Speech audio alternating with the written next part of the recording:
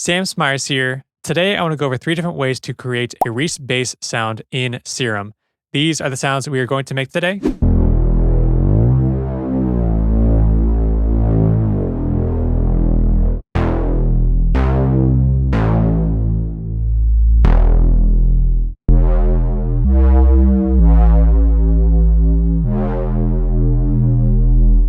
So let's go ahead and jump into the video. Alright everyone, welcome back to the channel, and if you are new here, please consider giving this video a like and subscribing to my channel because that will help you stay updated with future videos that are just like this. If you are truly serious about improving your mixing skills, then check out my Modern Mix Academy. This is a full online mixing course that I created that will show you step-by-step instruction how to improve your mixing skills. There's 10 hours of video content, 270 pages of PDF content. All of the material in there is basically everything that I know about mixing, and it will help you improve your mixing skills and help you make mixes that you can be proud to share with your friends, family, and your fans. I will put a link in the video description below for you to check that out if you are interested in joining. Let's go ahead and jump into the first Reese bass sound that I want to make. Let's start off with this initial preset here. Lower the octave to -2. And then this unison, I'm going to raise this all the way up to 16. And that's sounding nice and dark and dirty. Turn down this detune a bit. And let's go ahead and change this to analog basic shapes. Go ahead and put this onto the saw wave here. And oscillator B, turn that on. I'm going to turn down the level because I just want to use oscillator B for this FM synthesis. So I'll go to FM from B and turn this up a bit.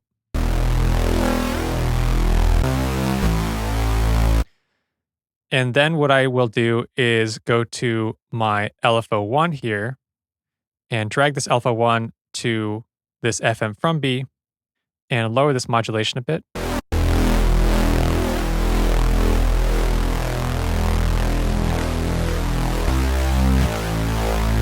And that will give us some nice movement in that bass sound. Now let's go to LFO2. And on LFO2, I want to add some modulation to the pitch. So I'm going to go to this folder button here and go to, let's say, sine wave and reduce that a bit here. Let's reduce that.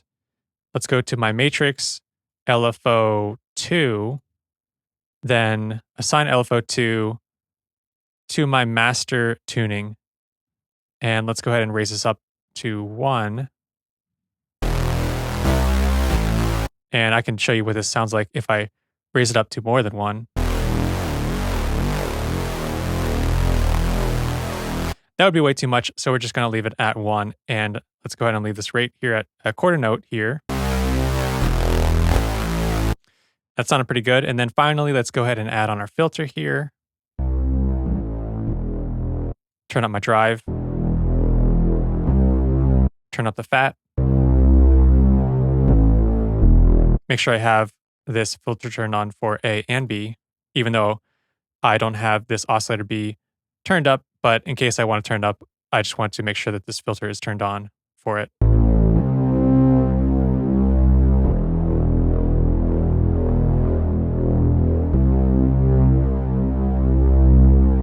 Let's go to my effects, add some distortion here, turn down the mix, turn up the drive, and add a compressor.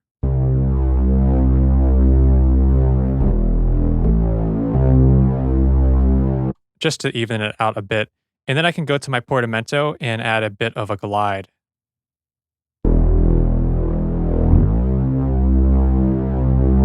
And make sure to turn on your mono here under the voicing.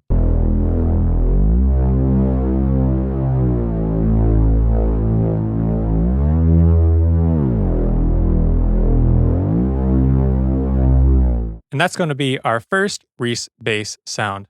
Let's go ahead and duplicate this. Duplicate. And rename this Reese bass 2. And let's go ahead and start making our second Reese bass. What I want to do is add a bit of a pluck to the initial trigger of a note. And let's go ahead and show you how to do that. Let's go to my LFO3 here. And notice these are all the same settings from my first Reese bass, and I'm just going to start adjusting these settings to make our second Reese bass. Let's drag LFO3 up to our filter here. And let's go ahead and change what our LFO3 looks like. Go to our mode here, turn this on envelope. Adjust our cutoff here.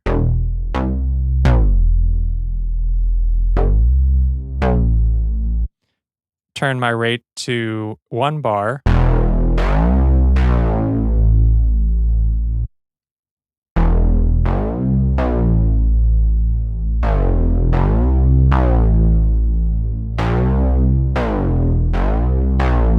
And then I might turn off this oscillator B and turn off this FM from B.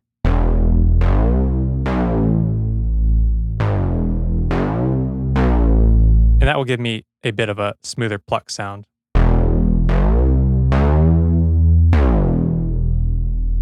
I could also go down here where it says legato, and if I turn this on and I have notes that overlap, then that pluck sound won't happen whenever I change notes, for example.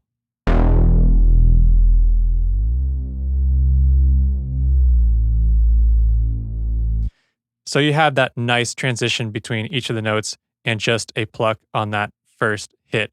You could do this if you only want to have that pluck happen on certain notes. So you could have some notes overlap and some notes not overlap. And then on the notes that don't overlap, you would have that pluck. I'm going to leave this turned off for now. And maybe lower down this portamento. And now that's actually our second Reese bass sound. Let's go ahead and create our third Reese bass sound. I'm going to duplicate this and make sure we change this to Reese bass 3, of course. And I want to do another Reese bass that has that initial pluck, but I want to change how that pluck sounds. Let's go ahead and open up our Serum here. And I want to change my basic shapes to a square wave. And even doing something like that sounds really cool. But what I want to do is go to my LFO3 here because this is going to be triggering and modulating our filter. I want to adjust some of the settings on this LFO3 and get this nice womp sound.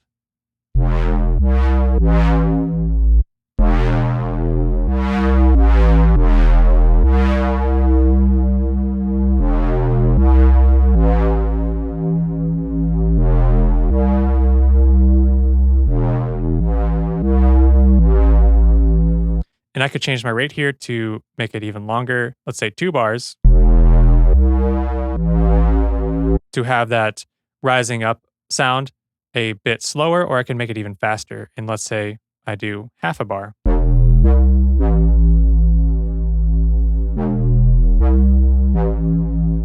I think 1 bar sounds good.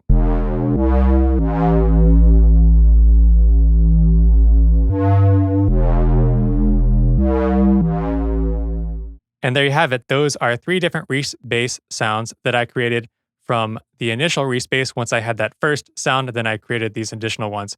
And you can do that whole process the same way. You could create a great sounding initial Reese bass preset, save that as a preset, and then go ahead and duplicate them and make some adjustments to some settings, to the LFOs, or maybe the envelopes, or add some effects. And then you can create all of these really great Reese bass sounds in Serum. I hope you enjoyed that, and if you did, please go ahead and give this video a like and subscribe to my channel because that will help you stay updated with future videos that are just like this.